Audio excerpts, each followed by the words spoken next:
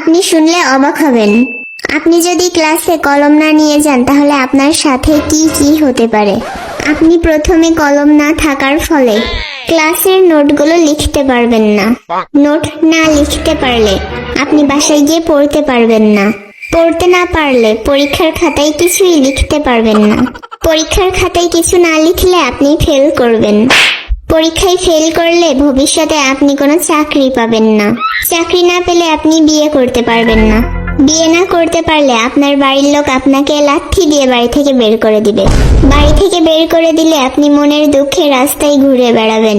রাস্তায় ঘুরে বেড়ালে আপনাকে পাগলা কুত্তাই তাড়া করবে। কুত্তার তাড়া খেয়ে দৌড়ানোর সময় রাস্তায় পড়ে থাকা কলার খোসায় পা দিয়ে পিছলা খাবেন। সেখান থেকে ছিটকে রাস্তার পাশে থাকা কারেন্টের খাম্বার সাথে বাড়ি খাবেন। ওই বাড়ি খেয়ে আপনি টপকিয়ে যাবেন। তাই অকালে পটল তুলতে না চাইলে ক্লাসে কলম নিয়ে যান। ধন্যবাদ।